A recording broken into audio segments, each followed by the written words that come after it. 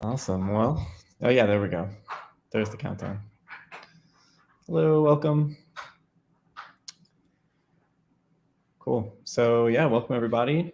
My name is Gillen, and we're joined today by Kat. I'll let you do some introductions. But the topic, we're definitely blessed to be able to go in depth on macOS security and talk about all of the things that scare us the most as Mac admins.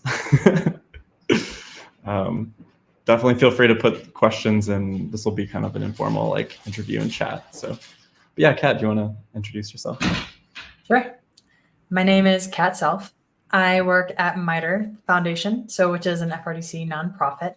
Our real goal is, like, some of the things that you might have heard that we've worked on is MITRE ATT&CK, which is very, very well known, especially in the security space. And what that is a collection of adversary behaviors that we've kind of condensed down and then provided a lot of resources on how these behaviors have been seen in the wild. So that way everyone can talk about those behaviors the same in a conversation. Mm-hmm. So when you say the color purple, I know you're also referencing this specific color, which is huge, right? We don't want to get to the meeting and then realize that we're talking about two different topics. And so that's what I work on for macOS, is categorizing and trying to capture as realistically as possible for defenders and for red teams to be able to test defenders what those behaviors look like on macOS specifically. Previously, I worked at Target and their security team. I've done red team development or just red teaming. I've done threat hunting. And I've also done adversary emulation, which is my personal favorite, where you blend cyber threat intelligence with actual software development and also with red teaming, and you recreate software that adversaries have used to be able to test your defenses on the real world. Okay, if WannaCry works, I want to recreate a distilled down version of WannaCry so that way I can test my own systems to make sure they're going to respond the way I expect them to respond if this is run. So yeah, that's amazing. I definitely want to circle back to that concept. But yeah, I guess just to start off with MITRE ATT&CK, this was actually, I'm ashamed to say I spend so much time in the MacAdmin world that my knowledge of InfoSec is limited. Can you tell me a little bit about the origin of because the semantics are so interesting, like the breaking things down into categories, thinking really specifically about each one. Can you tell me a bit about the origins of that?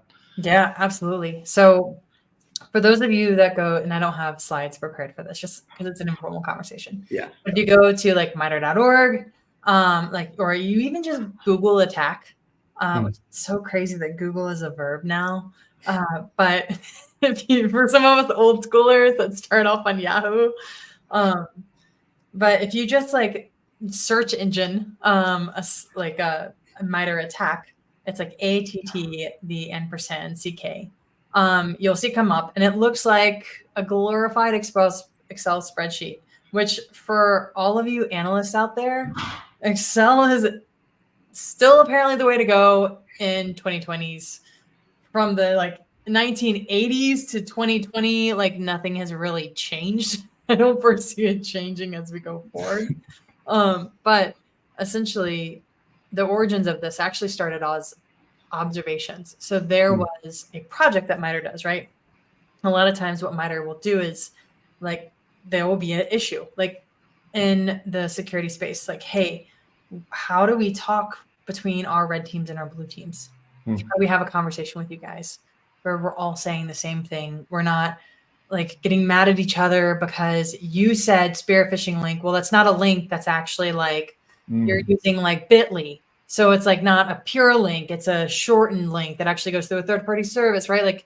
There's a lot of times when you're dealing deeply in technical things where you want more specific ways to call things. So that way you know what you're talking about. Your specific detection is based on those specific behaviors. And there was an exercise that was done between a red and a blue team, and they observed threat actors' behaviors, and then they were how do we talk about this? And then they started just coming up with literally an Excel spreadsheet. We're okay, Well, we know their goal is. Their goal is to gain initial access, right? Their goal is to get on your computer. So what do we call that? We're going to call that initial access. All right. Now, in this goal, how did they do this? And then that's kind of where we start breaking down the techniques. And then the sub techniques actually came later, where it's not just how did you do this, like what exactly like specific method did you do? So if I used an environment variable, did I just say, hey, I used an environment variable, or did I use LD preload, which very specifically is used to load libraries prior to execution? So there was like much more granular as we went on. And then that's really where it started, was an exercise between the red and blue. That's amazing. And an Excel spreadsheet. Excel. humble beginnings.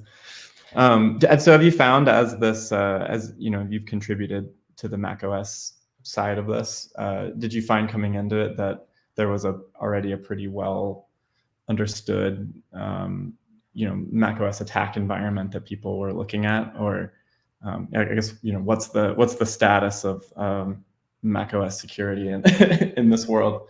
I know Windows gets a fair share of attention, but so that's a really tricky question to answer with some spicy answers that can potentially be attached to it. So here's the status that I came into. Cody Thomas, who now works at Spectre Ops, he basically came up with this for macOS. He went through and then he was like, cool, I'm gonna go through Windows and then I'm gonna create an entire matrix just for macOS. So I actually came into his foundation, which is such a blessing. Because starting from scratch, I don't care. Like we call it the Greenfield project joke. You're like, oh, it's Greenfield. You can do whatever you want. You're like, and that also includes the overhead and figuring it out and pulling tribal knowledge of what doesn't work and what will absolutely fail when you try to implement it, because 5 other teams already have another version of this. Yeah, you get to make all the mistakes. Exactly. No one talks about the mistake overhead. So I already had that done. So really when I went in, it was more just like combing through and updating wording. Because the thing about Mac OS that they like to do is they just like to scorch earth as they move hardware to hardware. And it's a whole thing. Like I just got, I love it that researchers reached out to me. And I had this one researcher be like, this is completely wrong, Kat. Like your technique is off. And I'm like, what are you talking about? And he's like, it's just wrong.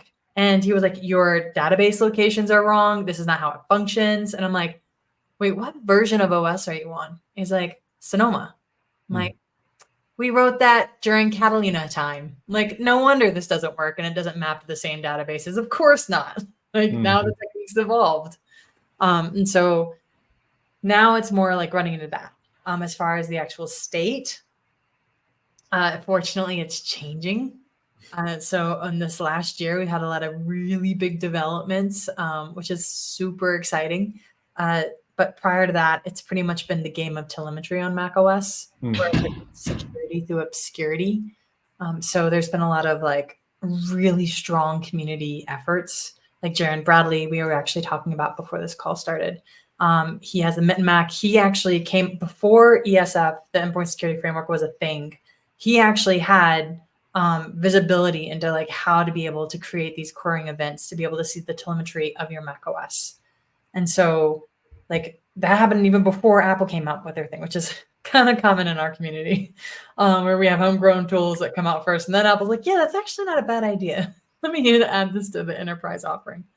And then now we have these other tools that have really come out and allowed us access to that telemetry. The endpoint security framework was probably a big one, where suddenly now you can actually write your own like visibility into your Mac OS. So if I want to know file creation events and new processes, if I want to know all these down and dirty things, or this file is accessed, now I can actually see that.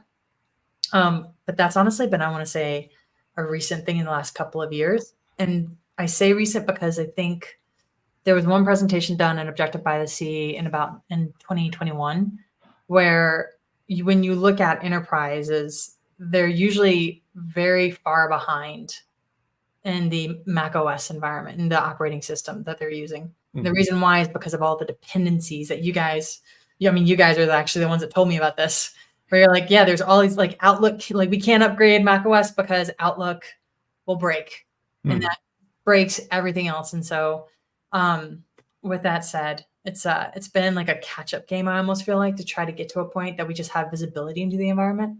Mm-hmm. And with that visibility comes all the tooling where we can actually secure it, which is definitely an uphill battle for macOS. Yeah, I think, from just the admin side, I think we can definitely relate to that.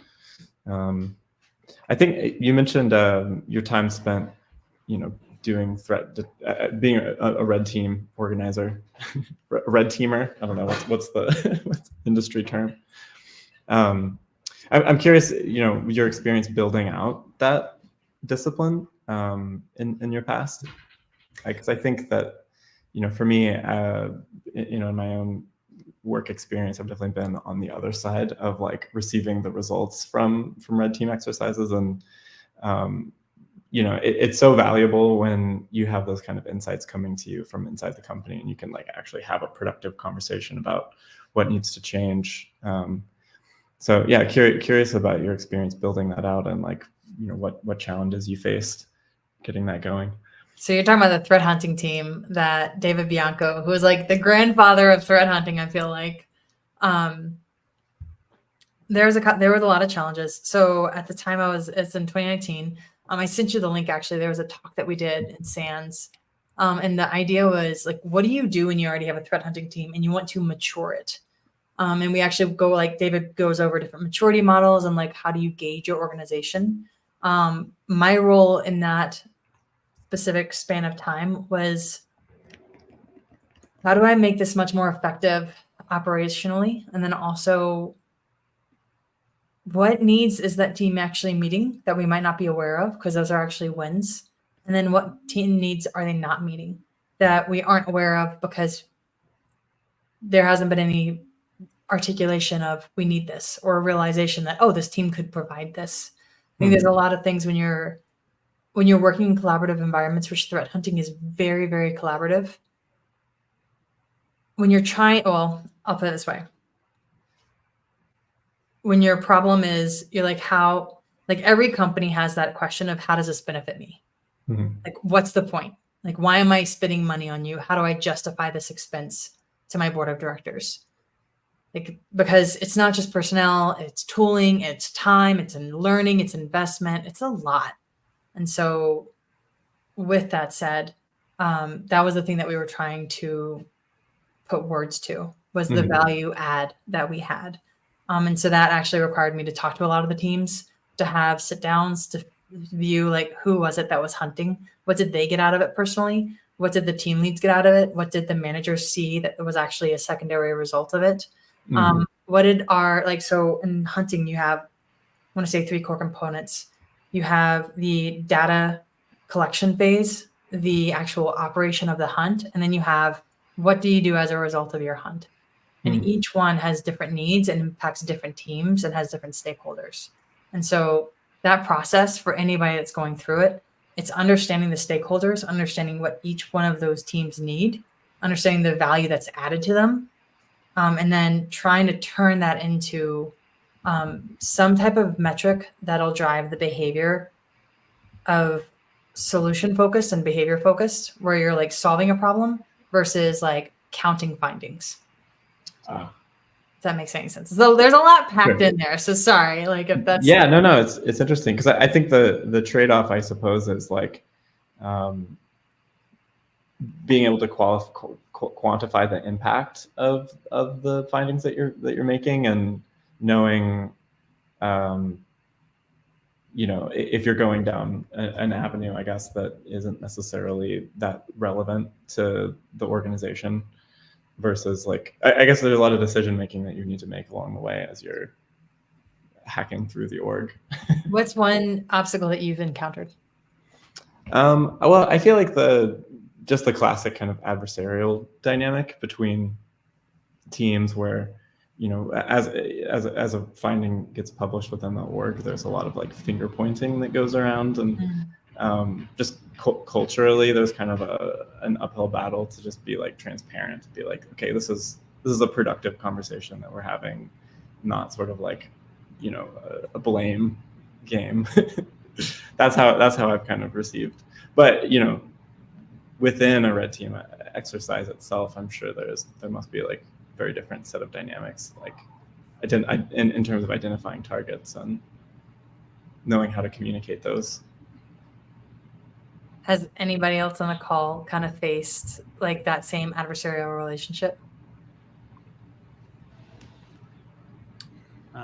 A great question. Maybe only when a red team comes with some results and they have an opinion, and you're like, well, yeah. So just one example. Of course, if you, before Mac enrolls, if you do something to the device, well, yeah. So there's ways to detect that, but this is just like, yeah, well, when you tamper before, this is a special attack. So maybe if the purpose is like pen testing a already, built out standard client of a corporation, so maybe testing how good everything is on that, and not coming up initially with, hey, I got this new device and I just tampered with it just at this point. Of course, that's possible. That's not a big news. Before you do recovery lock on all of this, but well, so yeah, and then this is a finding that, of course, is in a report, and if something is in a report, of course, it had to be discussed in a larger circle. So, yeah, I mean, it's not bad at all, but it's more like some things are a bit stretched in this regards. That's how I experienced it. I just get a lot of automated lists by contracted out services and contractors that just send it to Corp, and then they send it to me because I'm the Mac specialist in certain, sub. I'm a contractor organized by certain sub departments to talk to the IT team, which talks to outside teams, and then they go, "What is this?" Or, "You have Windows viruses all over your machines." I'm like, "No, we don't."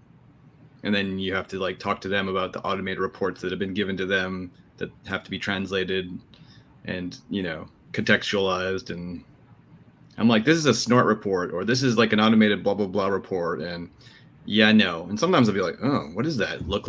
Yeah, no, it's not on this machine. It's like, and most of my environments are all static IPs, not DHCP. So it's, it's not even like, it's just, it's a lot of people trying to do work, but, they get a lot of external contractors, and, it's great that we have external people. I'm an external person, but, you need internal teams to understand and take time, and everyone's busy and they got 500 things to do. And so you get these external people generating external reports, and then I don't know, it's not a perfect system. I get that. Better ways to do it, maybe. I don't know, but yeah. Yeah, I think along those lines, there's a lot of FUD and justification for expense of a lot of outside vendors. So you get a lot of noise, and the signal to noise ratio could be lowered a lot. Yeah, it's tricky when it's almost like a dogfight to be heard in your security org. And then there's the budgeting. And then you're like, oh, well, we'll just outsource it. But then it's like, well, what does the ingest look like? And then the consequences of that ingest. Like, one of the cool takeaways that I found when you actually like sit down and talk with each team, and you like go to the table with that open mind of like, all right, I am open to listen to you gripe, but you got to not take this as a venting session. This needs to be objective gripes, right? Which is this, like, its own conversation that not everyone has necessarily been coached in maturity on. And so you have to walk through what that looks like. And then like take it back and then look at like where those blockers are, and was it their fault or what, like, which it's not a fault thing, but it's like, was it a tooling issue? Was it a like lack of personnel with those skills issue?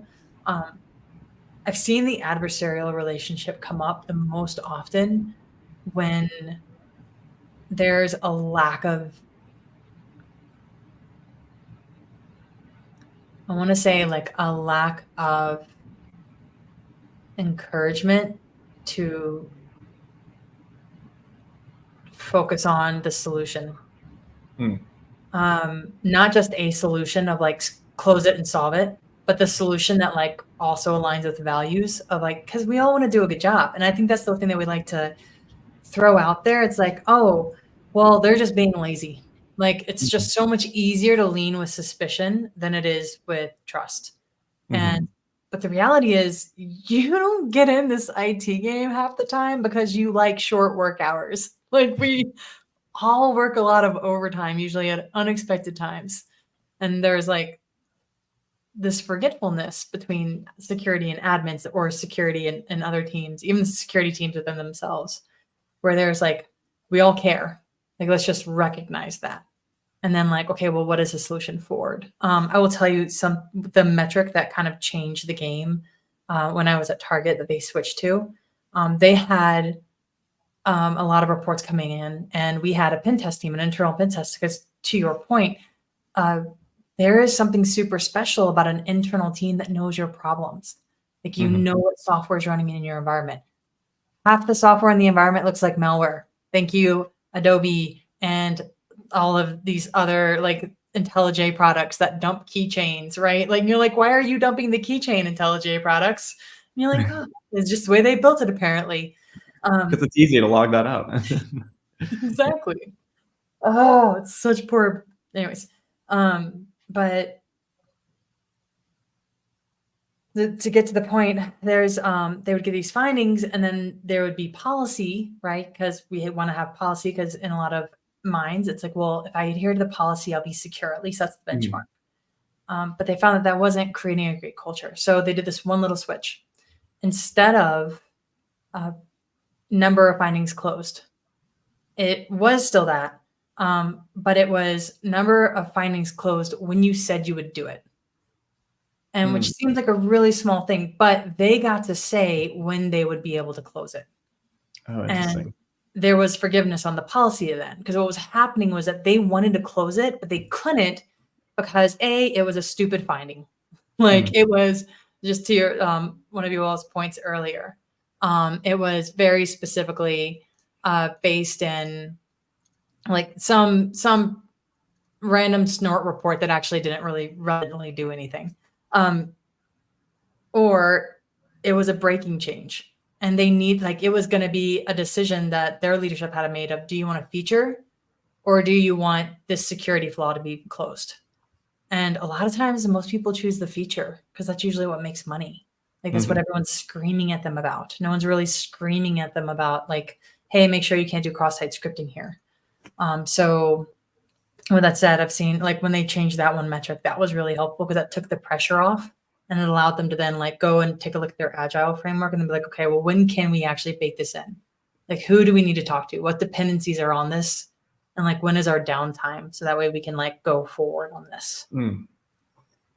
Yeah, that makes a lot of sense. And it is a really subtle reframe, but I can totally see how it makes it more collaborative and less sort of like add to the backlog. I'm curious also, like, the extent to which, is there a consideration in threat hunting teams about the sort of double blind aspect of like, how much information should you know as a pen tester versus like, the advantage of maybe if you know the tool sets that people are using, or the applications that are running, or the environments they're running on, you can be more focused in the attack surfaces you're investigating.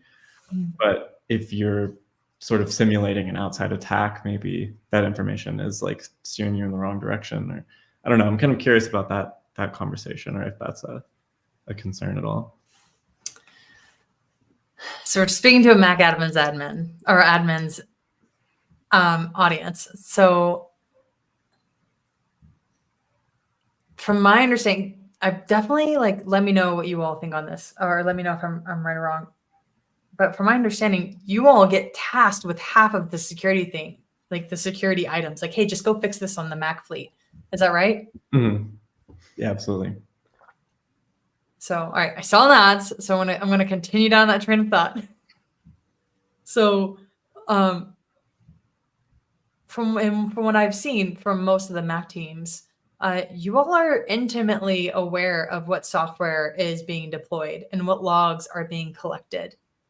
Hopefully there are logs being collected, but you're at least aware of like kind of what's operating in your environment and what's standard, and then where the policies are. And that's actually half the battle. So I think with threat hunting, and I'm going to speak to more of a beginner audience rather than the advanced one, because when you want to play in the adversary emulation range, you're not actually new. That means you're doing your own custom like sources, like in all of threat hunting. Kind of here's just one approach, right? There's honestly thousands of approaches to threat hunting. So for those of you that are admins that want to do threat hunting on your own, there's actually a ton of really, really great papers. There's also a ton of different approaches that are anywhere from pop this query into your SIM to like, here is an idea of the type of behavior. Let's follow this through. And then it runs the gambit. The way that we did hunting before with that I did on David Bianco's team was we would come up with a hypothesis. Like, okay, based on this research, we think, I'll talk about airdrop. Like we were like, when airdrop first was really big, we were like, okay, can people exfil data and can we track that and like where it went? So if I suddenly took a whole bunch of IP and I just airdropped it to my personal device, what can I see on that? And then can I, is there any way I can build detection on like certain files or whatever that looks like? And so, because that's a method of exfil. So with that, what we did was we were like, all right, we have theory airdrop. So then what we did was a ton of research. And then we were like, okay, well, what logs log airdrop? And that was a lot of us going through our macOS devices and Apple devices and figuring out where are these kept. Sarah Edwards, who is awesome. She is a macOS Sans teacher, but she does her websites 4 and 6. And she does a great job of kind of like doing these off-kilter hunts where it's like, here's a random question. And I have a night with like, I'm going to grab my glass of wine and I'm going to like go and look at all these logs and figure out what's happening here. And it's just like, what a great night to spend, you know, like I love her. But she'll actually go through and then document what those logs look like, how to refine those logs, what they're capturing. And she'll do a lot of that work for you. So if you want a reference on understanding Apple logs, that is definitely one to go to. But with that, you do all this research, you have your hypothesis, you figure out your logs, and then you go and you figure out how to collect those logs. And you all, as admins, probably know your logs the best, what you have access to, what actually captures telemetry, how long those last. Because on Mac OS, your logs last different periods of time. There's some that only last an hour. There's some that last 7 days. You just you have to base your collection based off of that. And then you collect those and then you hunt independently with a team where you iterate through each one and like you build your questions and then you try to start answering them. We actually would use hunting as a way to train our incident responders. And so it was this low key way to be able to just understand what a messy environment looks like, understand what abnormal and normal look like. Like it is normal for IntelliJ to dump your keychain. So if you're doing a keychain hunt, you start to learn that there are certain applications that do things that are really weird. You also learn that like Chrome is crazy threaded. Like you'll start to see all these like crazy processes on the computer because until you look for it, it's not going to be seen. And then the findings is going to be where you're like, okay, well, what can we take going forward? What is the anomaly option or the abnormal option that we can isolate and how do we isolate that? And then what can we pass over to our detections team that they're going to need to be able to actually build out the detections? Or if you are the detections person, like, does anyone out there on the internet have detection already built around for this? Now that I know what to actually look for, it's kind of one of the processes. Yeah, and that makes sense. I mean, I think I guess that's one benefit of working on a consistent environment is that you definitely it's flaws. you know what's there. You can keep an eye on those. You mentioned at one point, novel macOS attack techniques that you're investigating. I was curious if you wanted to share any of those. I'd be curious. Yeah, my current obsession is actually shared modules. We just put that technique. So if you guys want to have things that go bump the night and be scared about them, we found this out. So we released an emulation plan. So you all can go to the internet and Google Ocean Lotus adversary emulation. And you'll come up with like a deep technical blog that me and my team wrote, along with a GitHub repository, which is the adversary emulation library that It's a CTID project. And what it is, it's all the code that you need to be able to run an emulation. And then what we've done is we've mapped all of these behaviors to attack techniques. And so that way you can actually walk through an emulation like line by line. We've really tried to even make it where you can spin up your own AWS environment. Like you can walk through like running every line of code. It's pretty like, if it's not, let me know. But we really have tried to like make it to where it's the it's a lower bar to entry for someone that's trying to understand what this looks like. And so we created this simulation plan. And as we were researching it, we were pulling in a Linux malware sample, and we were doing a macOS sample. And I've already done emulations on this macOS one, but I hadn't really had a chance to really truly dig into the analysis of it. And we actually first saw it on the Linux one where it was using shared objects, so .so files. And what it was doing, it was dynamically loading these or just downloading these shared objects, executing these shared objects. So then we looked at with new eyes on the macOS and we're like, there was this one tiny line in this report saying like, hey, so they downloaded and executed this dialib, but we have no idea what they executed. Like, there's nothing about it. Mm-hmm. So they did something, but we don't know what it is. And this was in 2017. And Wow. when I was looking at that, I was like, oh, that's shared modules. They were doing shared objects before it was cool. Like, oh crap, how do we even see this? And then that actually led to so we did the emulation, and then I actually worked with one of my old friends from Target, Megan Carney, and she actually built out detection for it. But like, how do we even find this? Like, what does this even look like? Like, you want to talk about hunting? She'll actually walk through how she parsed down and hunted and tried to isolate this behavior so she could then build detection for it. And that is another link I think I sent you for the Objective by the Sea talk. That was actually this last year. Oh, yeah. I can share that. Yeah, so she's awesome. But that was probably the slickest technique, because what happens is I can download this file. So if you catch it in transit, great. But a lot of times we're so focused on the actual host detection, like network detection is its own thing. But on the host detection, they download this file and then they just load it into memory and then they execute it. But it's all isolated. So if they delete this file, unless you have something paying attention, you don't know what actually was run. After it's like, once it's run, it's gone. And so they can have an entire interactive session and you don't see it, which was the biggest thing. That's terrifying. Yeah. So yeah, it's super terrifying because it's now a theme. So there was a couple of reports that have come out lately where that is like the new theme of all macOS malware. Now it's all like, they call it modularized. What that basically means is, and it has a ton of different meanings, but in macOS, you can run a lot of these executables in different cool ways, all legitimate ways. Like, it's not a bad thing, right? Like, it's good to be able to like, hey, I want this functionality to only be used on Ventura, or I want this functionality to only be used on Sonoma. So a lot of times developers will separate these out into different types of dynamic libraries so they can like execute it given these constraints and conditions.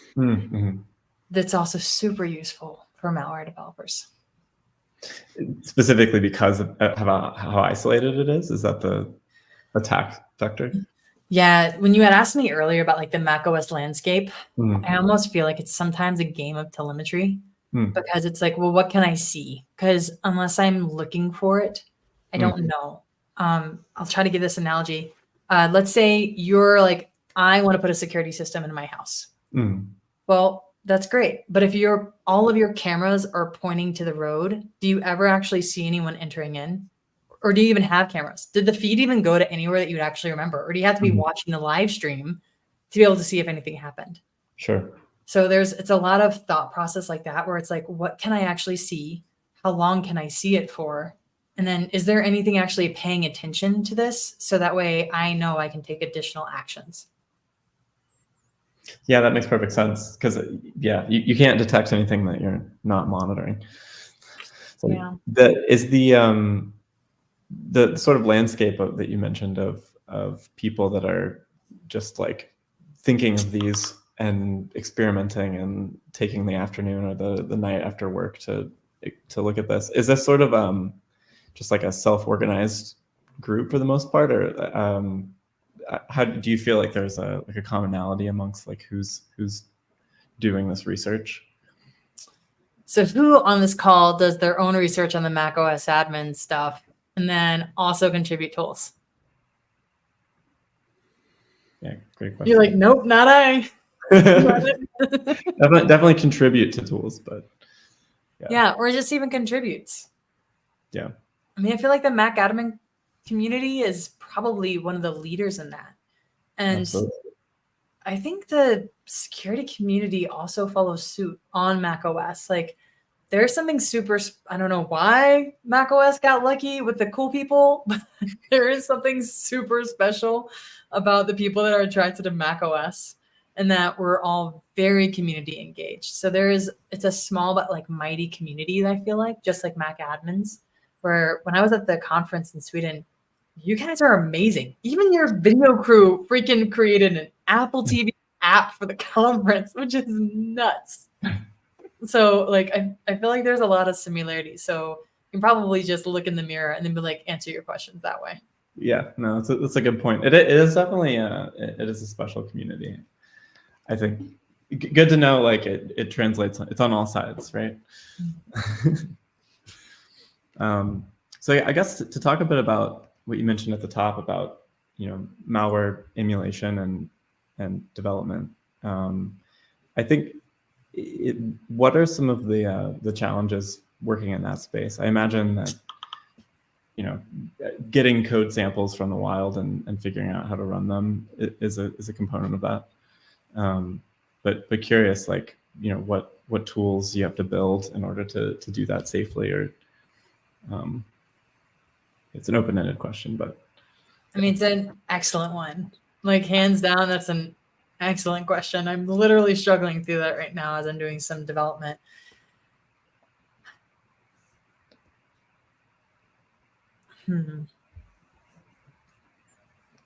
So the really tricky thing with any security reporting, and I'm sure you guys probably also see it too, right? Where you have to respect your enterprise wishes. So if you see something happening in your environment, you might not necessarily be able to share it outside. And that same kind of thing happens like across the security orgs. For a long time, there was like no reporting on Mac OS. And the reason why that's significant is because in MITRE ATT&CK, we really hold true that it really needs to be publicly cited and sourced, at the very least from the community. Needs to give us like a strong nod, like, yes, this is absolutely what's happening and it's accurate. And here is an example that's already publicly written about how this is done. So we have to have that, right? Otherwise, like, why would you prioritize what's in MITRE ATT&CK?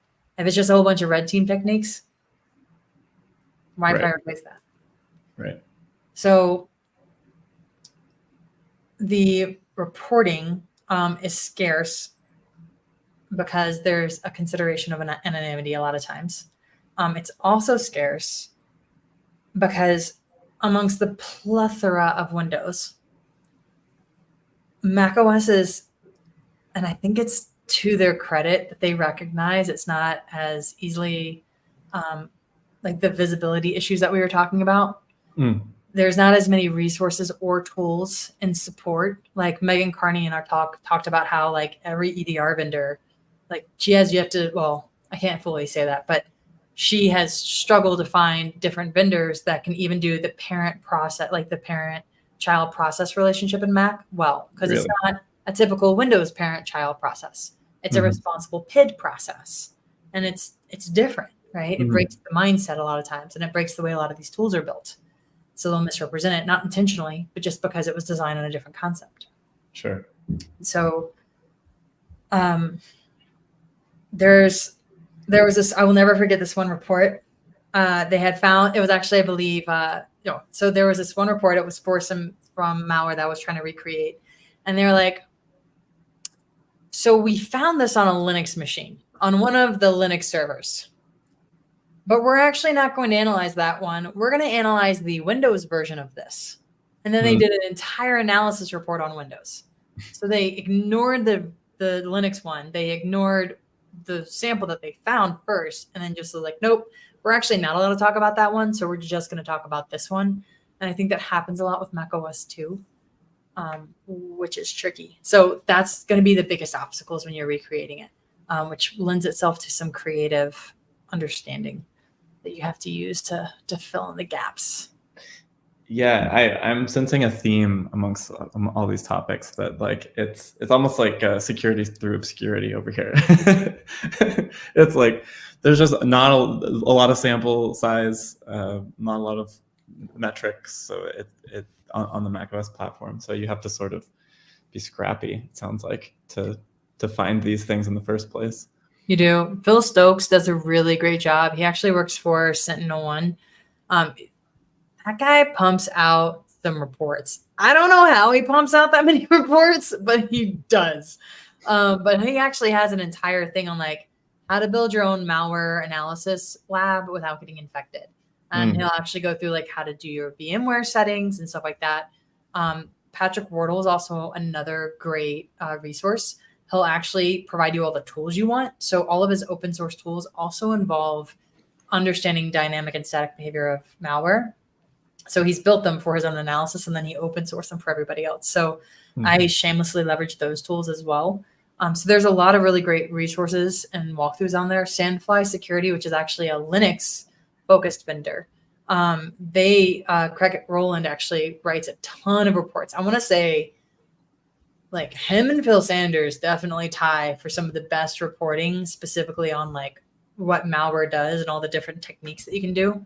But I throw those out there because a lot of times you won't get fancy terminal kung fu on macOS, but you will get it on Linux. And it absolutely applies a lot of the times to macOS. So if you're looking for things to hunt, it's always a good idea to like check both, right? Like there was a mandate report that just came out talking about how these different, like you don't hear a lot in macOS malware reporting where it's like, yeah, and then they took the SSH keys and then they moved laterally everywhere. But a mandate report just came out where they're like, actually, they do. They take SSH keys and then they just go and infect your entire network with those same SSH keys because developers like to keep the same ones in their GitHubs and they want to keep the same ones on their other machines and they don't want to use passwords because it's annoying every time you git commit. Right. Yeah, exactly. I'm guilty of that. Same. So same. Yeah. Yeah, I think that, you know, the other topic that you mentioned, I feel like is very related, which is like, you know, the threat actors that are specifically working on macOS. Do you feel like there's, I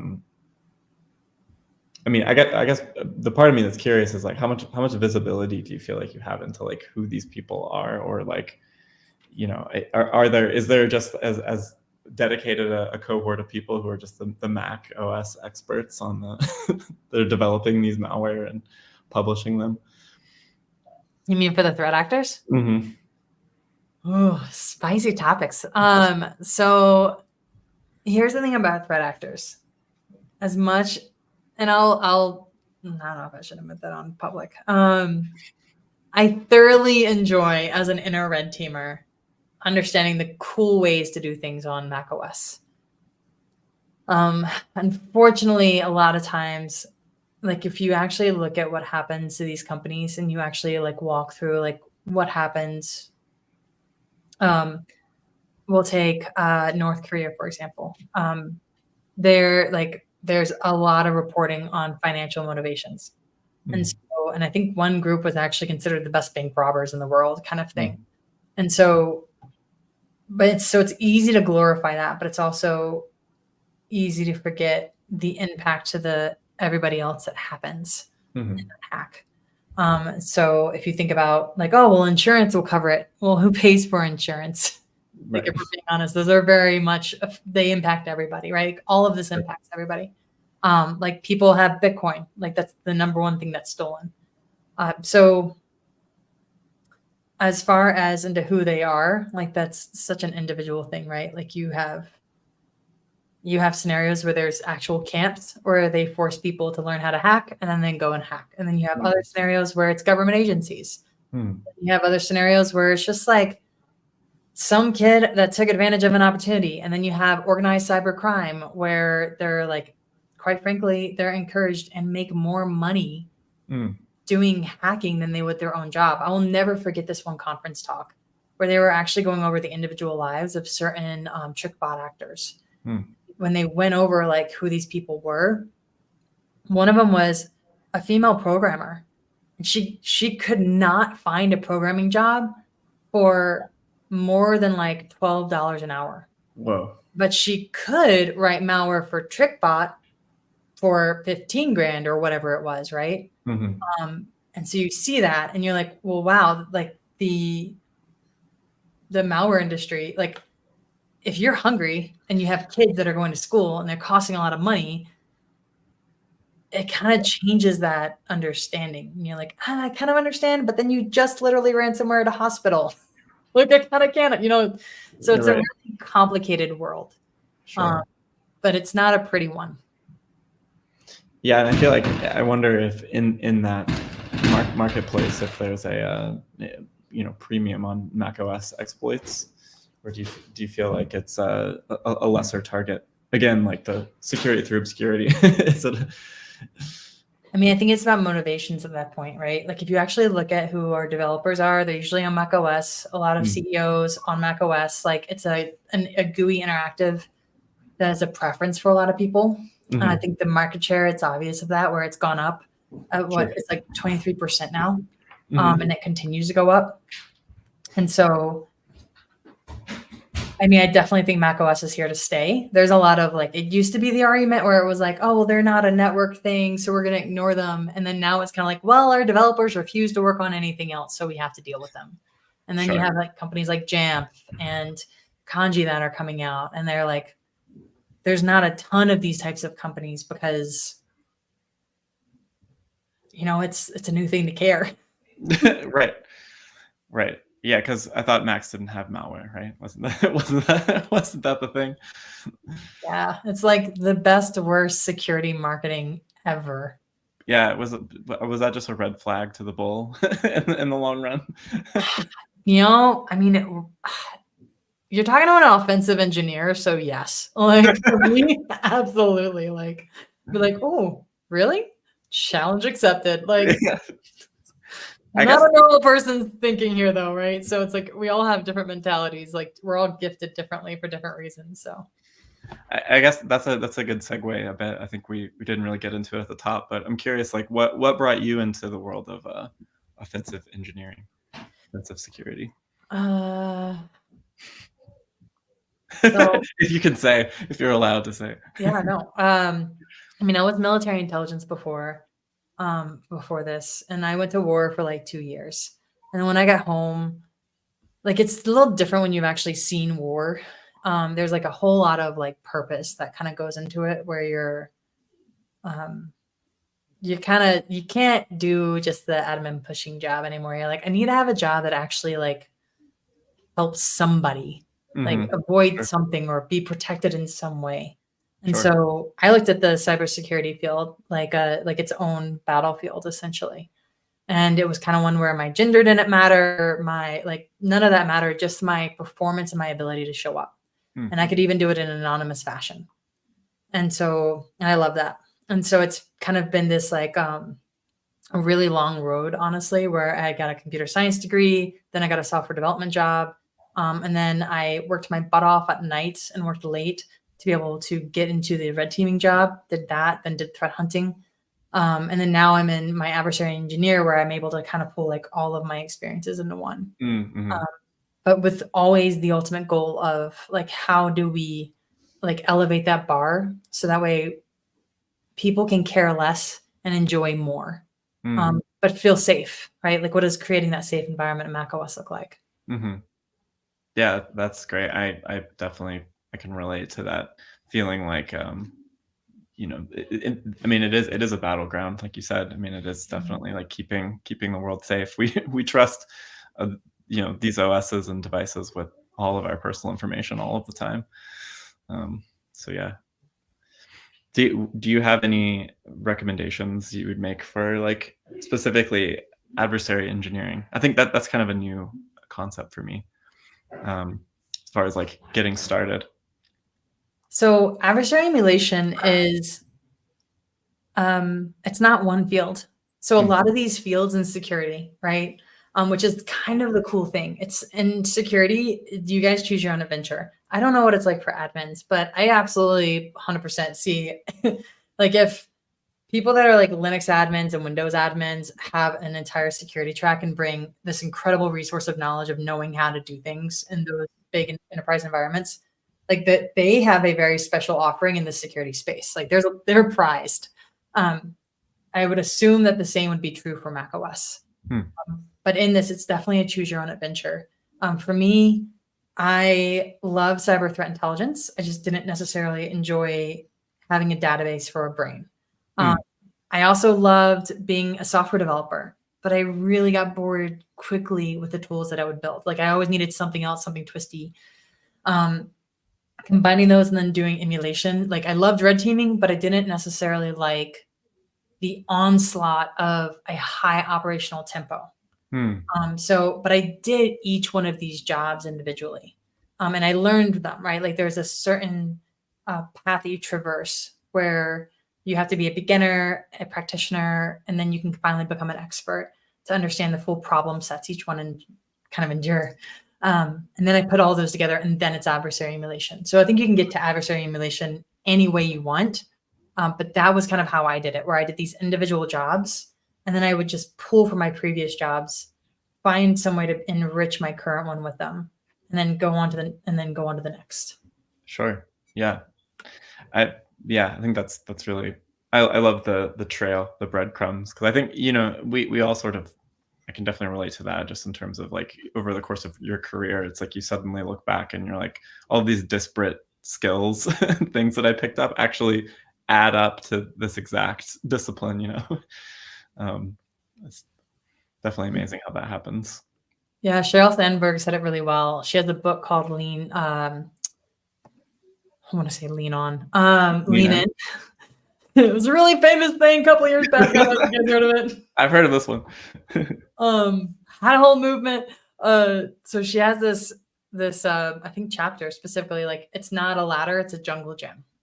And I think for us in tech, that's really relevant. It's not just like for us, it's a jungle gym. Like you can be an admin one day, and then you guys already told me earlier, you're also a security person. Like then suddenly you're also in acquisitions because now you have to deal with all the software they're trying to shove down your throat, figure out how to deploy it and what else it breaks. Yeah, like it's for sure a jungle gym. Yeah, I can relate. I mean, it's sort of like what the field of IT is kind of a funny moniker. I feel like it conjured up a specific image for so long, but like what isn't IT at this point? Like the scope is growing, I feel like in so many ways. But I realize that we're almost to an hour and I feel like I've been doing all of the questioning. So I wanted to turn it over to see if any of the rest of the folks on this call had any specific topics that we hadn't already talked about or any burning questions. I nominate Henry. I'm tired. It's right in the night here. Let me think of one and just Matt, you go first. Well, it's not a question, it's a comment. No, as the organizer for Mac DevOps, like basically the community is so important. Like you notice for the Mac sysadmin in Sweden, it's just like conferences and getting people together, and it's such a beautiful community. And Mac DevOps was started to get the people writing open source, people writing software, and the admins to work together because people on-prem just doing IT are needing to learn software because software is our infrastructure, and we're security people and we're open source people, and some of us need to learn all the tools of programmers, but we're not programmers, and so I think. I love everything you said today, and it's just like one of the reasons why we've always had a security day at our conference is like trying to get people from outside our field that are experts, but people that we need to work with and need to understand, and that's why we've always had a security day, and just trying to get people like Chaba and everybody that are experts in certain things to teach us more, because if you're on the end of an automated report, you're like, who the hell writes these things? Who's in charge of the software? And how do we work together in teams with other, a lot of corporate environments are a lot of different segmented teams. So you need to know how to work with these people. need to know to translate them. Sometimes you're hired as a translator or as a hostage negotiator between teams to try and talk to them and go, I represent people that are doing things and you're representing people that are checking boxes. How do we work together? It's like, I mean, we use Monkey and different source software to make sure software is installed and software is good, and we know what's in our fleet, and we spend all our time trying to make software work at all, like crappy stuff from Adobe or different companies, where it won't install. And sometimes we take things apart to make it work and we break it and make it worse. And, that's all part of our job. So I feel like MacAdmins know a lot about how to break software and to build software. It's a lot of learning. So that's a long rambling thing to say. Thanks for everything you're doing, and would love to invite you to Mac DevOps and just wherever you go. Love that you're sharing and caring and translating and communicating, because we need more people to do that. And I'll just say Henry's super awesome. Because he's combining OS Query and Santa and all these different open source projects and logging and all this stuff. And Henry is the coolest guy. But it's people like in this community that are doing nice things and trying to build and trying to help. That's what we just got to try and encourage. So I just love everybody. So that's it. Yeah, great, wonderful. I love that. I love Henry. That's all. That's my question. Yeah. The question. And we always hijack those public channels. No. However, I would just put this here, what I experience often in the corporate world, that they have their security tool set, which is from a security vendor, and it's across platforms, and okay, it must be on Mac as well, and it's doing some sort of job. And then you come and have your bespoke tooling, whatever it is, could be open source. And then, the security people always come very suspicious on, these open source tools. And, they question this. While you think like, well, why is the way of thinking about the security tool that must be deployed? It's this tool can't do X on the open source, and it's like, but the security tool can't do it either. So why you just look at the open source tool and say, blame it can't whatever, in terms of Santa, it can't block dilibs as well. So it's public that it can't do that. So why is that a disadvantage? It can do the other stuff, and it can even scan the fingerprints of all the dilibs. So you have a catalog of, I have only signed dilibs on my OS. So it's a great tool. Why is it so challenged, this open source security tool, to bring into the corporate world, while the, all the big vendors, like, I don't want to give names, are not challenged the same way by the same teams? Like, and in the end, so it's the mutual interest that the Mac is as secure as possible. So I think you should challenge the commercial tool, and maybe in the same way as the open source. But what's your opinion, or what's your experience here? Ooh, my experience is vendors have a long way to go. If you were talking to me. I love open source tools. You're going to get nothing but accolades about open source tools from me. Specifically, Patrick Wardle's tools. His tools are so good. He has literally had to go and fight battles with vendors because they straight up copied his code. That's how good his tools are. And so when it's a horrible but yet quality problem to be recognized as the industry standard for some of these things. But I will throw this out there. Several years ago, APT 29, there was a open source tool that was used for, I believe it was resource management, something like that. It was I believe a deployment tool. And there was a very specific version that was flagged as vulnerable. And what wound up happening was, and I believe it was a company called Centurion. It was a French company, it was because it was a French incident response report that came out with it. And this version had a web shell that you basically there was a way to be able to access it from the web. So APT 29 went and searched the internet for any company that was leveraging this specific version of this open source tool. And they did that, and then they were able to get into these different environments using this open source tool, the vulnerability in it, and then was able to compromise entire networks as a result, since it was usually used on high profile servers. So there's a lot of instances like that with open source tools. With that said, I'm still a proponent of open source tools. So there's a lot of teams that I've seen that have managed that risk where they have two things, because as much as we like to say vendors are great, there's not a lot of scrutiny over them. So a lot of times really very mature organizations will have third-party vendor assessment teams where they're looking at, well, when's the last time you got a pen test vendor? When's the last time your tools were actually like vetted? Mm-hmm. Like, what security checks does your company abide by? What are your policies? Do they match mine? And then there's also open source tool vetting. So the most mature organizations have addressed that with those two goals or those two types of teams. But I'm right there with you. I love all the open source tools. Like OS Query is phenomenal. I actually used it in a workshop because it was fantastic. And there's a ton of others. So big fan. Gillen, what's your experience and your take? Open source tooling, yeah, I think I've had the same struggles as you. I think it sometimes feels like an uphill battle to advocate for open source projects.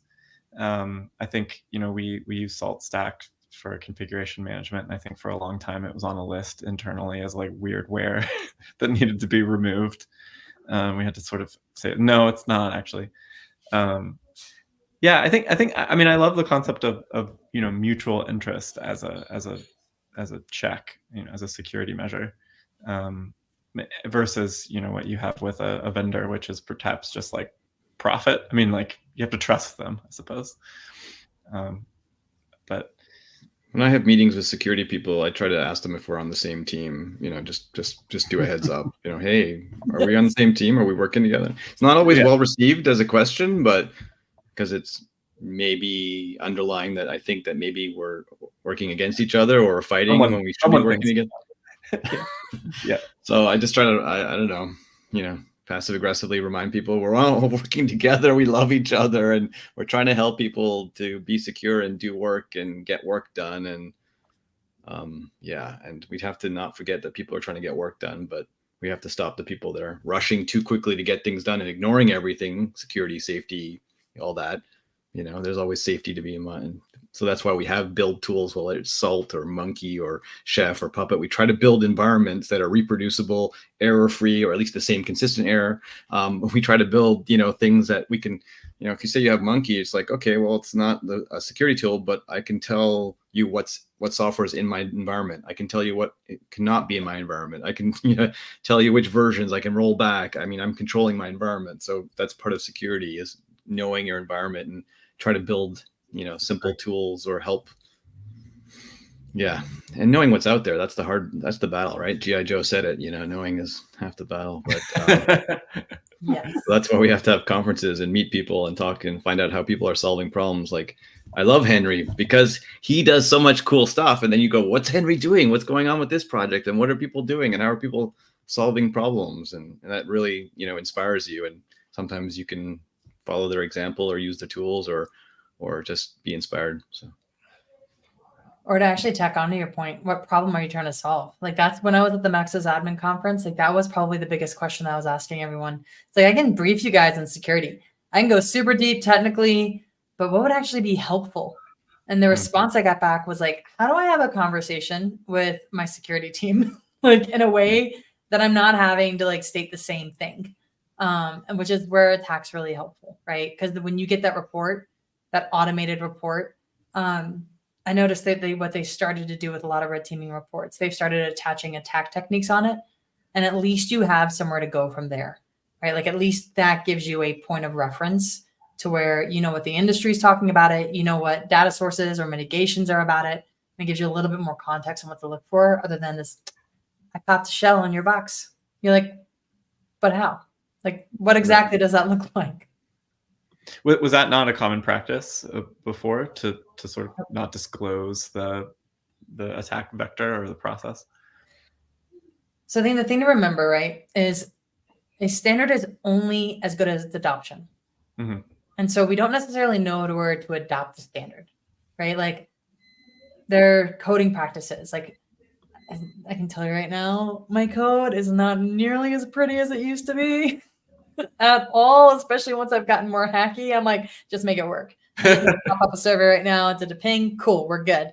Like, let me like throw in something here in my little DNS beacon to make sure, yep, it was blocked at this stage. You know, like it's super hacky. It's not pretty.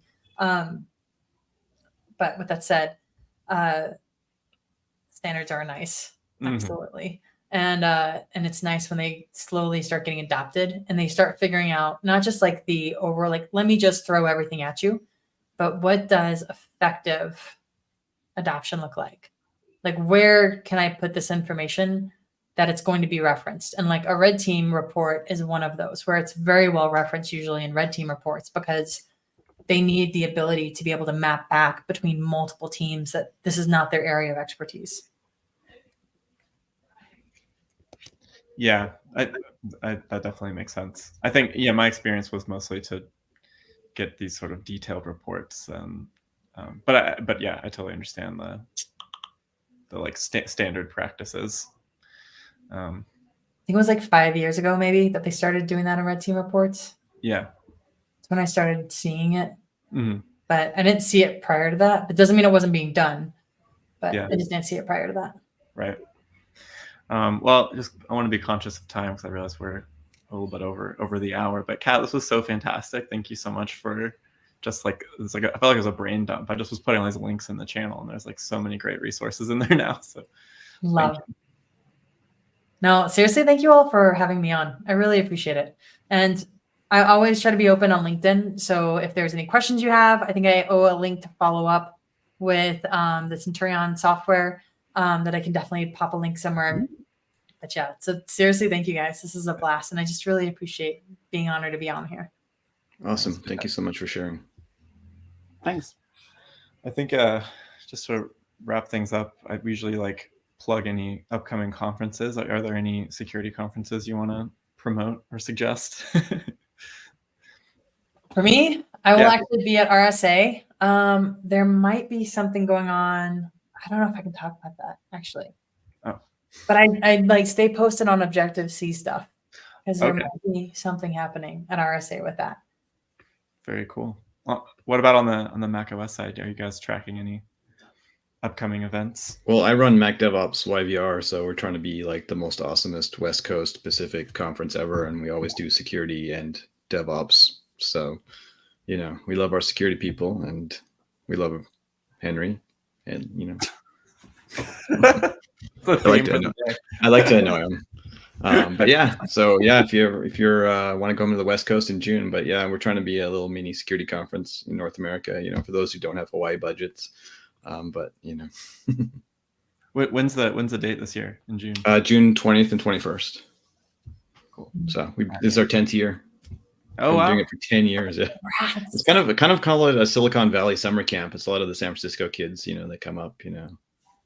They were Vancouver summer homes or Vancouver, you know, it's like, you know. Oh, I love it. That's awesome. That sounds fantastic. Yeah, I just wanted a conference where we could talk about what's going on in the open source community and help people build. I always wanted to learn, so it's 10 years of me still trying to learn all this stuff. But that is beautiful and very humble.